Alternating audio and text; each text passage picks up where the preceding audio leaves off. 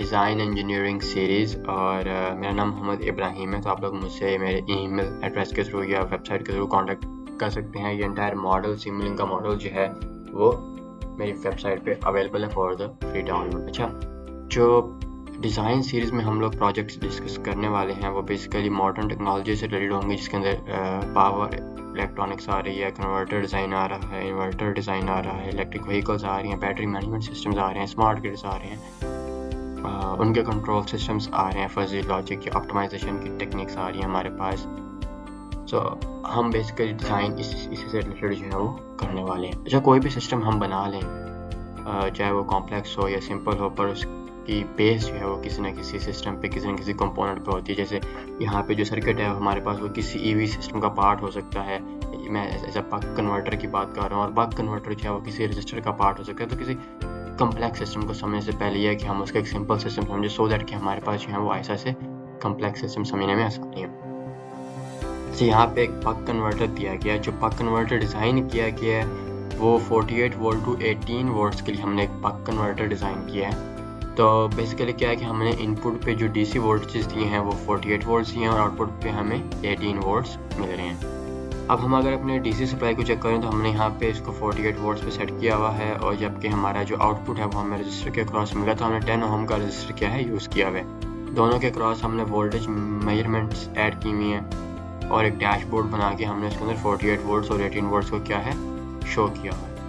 अच्छा, इसके नीचे जो है एक जनरल स्पेसिफिकेशन दी गई है कि सर्किट बनाना कैसे, कि हमें कौन कौन से फार्मूलेशन रिक्वायर्ड है, उसके साथ साथ जो है हमें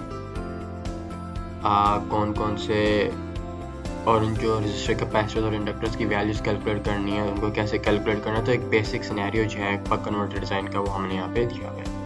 अब अगर हमने बक कन्वर्टर डिज़ाइन करना है 48 से 18 वोल्ट के लिए, तो सबसे एसेंशियल चीज़ जो इसके लिए है वो है आपके पास का ड्यूटी साइकिल, जो कि ड्यूटी साइकिल ऑब्टेन किया जा सकता है आसानी से, कि हमने आउटपुट के वोल्टेज को इनपुट के वोल्टेज पे डिवाइड करना। तो अगर हम लोग आउटपुट के वोल्टेज जो कि 48 वोल्ट है उसको डिवाइड करते हैं 48 वोल्ट पे, तो हमारे पास जो ड्यूटी साइकिल आता है वो आता है 0.375। तो हमने अपने मॉसफेट में जो ड्यूटी साइकिल लिखा हुआ है वो 0.375 है over the entire width of the pulse. इसको रन करके देखते हैं तो हमारे पास क्या आया, ये सर्किट सेटिस्फाई होता है। तो हमारे पास ग्राफ है, इसको फर्दर चेक करने को तो हमारे पास यहाँ पे देखा जा सकता है कि 48 वोल्ट्स वी इनपुट है, जबकि आउटपुट हमारे पास क्या है 18 वोल्ट। इसको फर्दर इंक्रीज कर लेते हैं तो हमारे पास 18 वोल्ट की इनपुट है, जबकि 48 वोल्ट की इनपुट है, जबकि 18 वोल्ट की हमारे पास क्या है एक आउटपुट, और ये कांस्टेंट शो हो रही है। तो ये 1 सेकंड के लिए सिस्टम को रन किया गया, तो इससे it can be easily seen के 0 से 0.1 के दरमियान भी क्या है सिस्टम स्टेबल वर्क कर रहा है।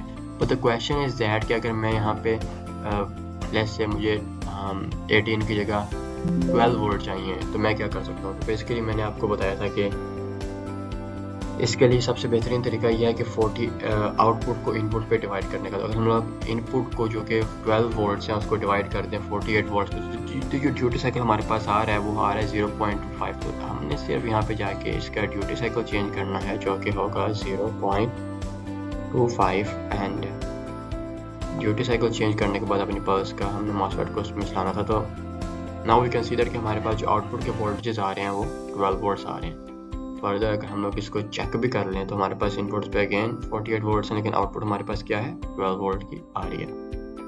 अगेन क्लोज करके हम कोई और वोल्ट चेक करना चाहते हैं। सपोज कि हम बनाना चाहते हैं 24 वोल्ट्स के लिए। तो 24 वोल्ट्स के लिए जो हमारे पास आ रहा है ड्यूटी साइकिल वो आ रहा है 0.5 का। तो यहाँ पे अगर मैं देखूँ तो मैं 0.5 का अगर मैं ड्यूटी साइकिल ऐड कर देता हूँ, सॉरी फॉर दैट, हमारे पास जो अब हमारे पास जो आउटपुट के वोल्टेज आ रहे हैं वो क्या आ रहे हैं 24 वोल्ट्स आ रहे हैं।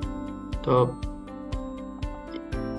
अगर मैं इसको रियल टाइम में चेंज कर देता हूँ तो जैसे हमारे पास तब क्या होता है, तो जाहिर सी बात है वोल्टेज की वैल्यूज चेंज हुई हैं, डेफिनेटली हमारा ग्राफ भी उस हिसाब से चेंज होगा। यू कैन सी दैट कि हमने 48 वोल्ट हमारे इनपुट पे आ रहे हैं कांस्टेंट है, जबकि हमारे पास स्टार्ट में हमारे पास जो ड्यूटी साइकिल सेट किया गया था वो 0.5 पे सेट किया गया था फॉर 24 वोल्ट्स, और हमारे पास वो 24 वोल्ट्स ही मिल रहे थे। जैसे हमने अपना ड्यूटी साइकिल चेंज किया 0.25 पे लेके आए, जो कि हाफ है, और हाफ हमारे पास क्या है वोल्टेजेस भी शो हो रहे हैं आउटपुट के ऊपर। लेकिन अगर हमने इसकी करंट की वैल्यूज को चेंज कर दें, अगर मैं यहाँ पे एक छोटी सी एडिशन और कर दूँ, एक उसकी एक एमीटर अगर हम लोग यहाँ पे ऐड कर देते हैं, तो उससे होगा ये कि हमारे पास क्या है कि रियल टाइम के अंदर रेजिस्टर या कैपेसिटर की वैल्यू चेंज करने से हमारे पास करंट की वैल्यू क्या है इन्फ्लुएंस हो सकती है। तो उसका बेसिकली फार्मूला यहाँ पे दिया गया कि हमने कैपेसिटेंस कैसे कैलकुलेट करनी है और नीचे जो है वो इंडक्टेंस कैसे कैलकुलेट करनी है। यहाँ पे याद रखा जाए कि हमने जो रिपल इफेक्ट रखा हुआ लोड का वो लेस देन 0.5% है ऑफ द टोटल लोड।